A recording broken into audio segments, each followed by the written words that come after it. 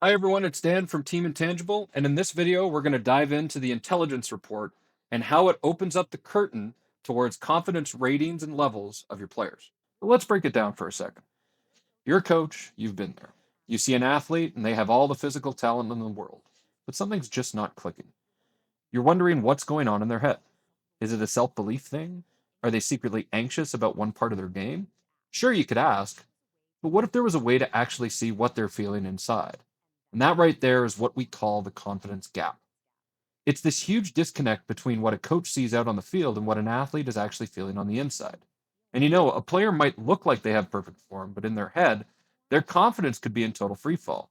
For most coaches, that's a massive blind spot. So, how do we bridge a gap like that?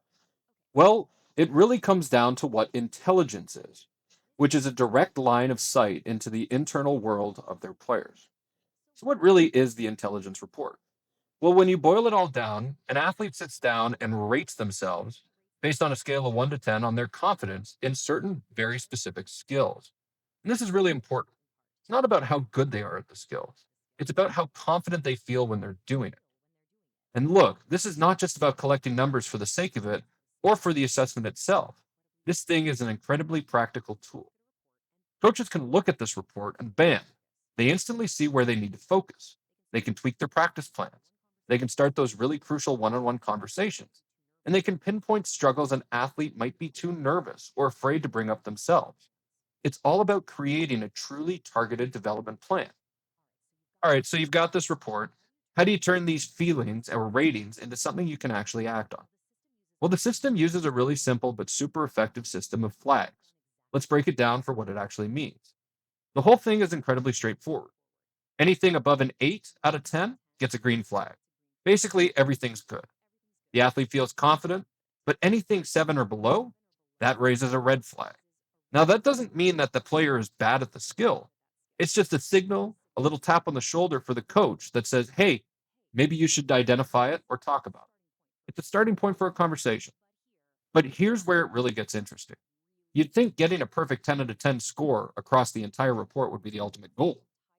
Well, that's a dream scenario in theory, but it turns out doesn't translate over to performance. In fact, that can be its own kind of red flag. So just let that sink in for a minute. A player who says they're perfect 10 out of 10 in everything within this report might actually be setting themselves up for failure. Could be a point of inflated ego, sure, but more likely it's a lack of self awareness. And that often leads to poor performance when the pressure is on. Because let's be real, true confidence isn't just knowing what you're great at, it's also knowing where you have room to grow. So that's all good in theory, but how does intelligence actually play out on the field? Well, let's walk through a real world example to see it in action. So let's take a baseball pitcher. They do the assessment and complete the intelligence section. And when it comes to pickoff moves, they rate their confidence a 6 out of 10. And for developing a solid pre pitch routine, they rate themselves a 4 out of 10. For the coach, those are instant red flags.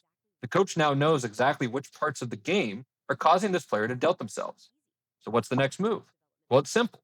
They adjust that pitcher's development plan to focus specifically on building up their confidence in those two areas. And it's really that direct. The data is literally like a window into the player's mind. It no longer is a guessing game about why a pitcher seems hesitant or is making mistakes in certain scenarios. The coach has a crystal clear starting point for a conversation, and more importantly, a plan to help. And this really gets to the absolute heart of the matter. A tool like this represents a fundamental shift in how coaching is done. It's about moving away from just guesswork and intuition and moving towards data driven, meaningful conversations. Ultimately, that's the real magic here. Intangible takes something that's always been deeply subjective, an athlete's personal feelings of confidence in certain situations, and turns it into objective, actionable data. And it creates a shared language between coaches and players to finally talk openly about the mental side of the game, which, as we all know, is often the hardest part to get right.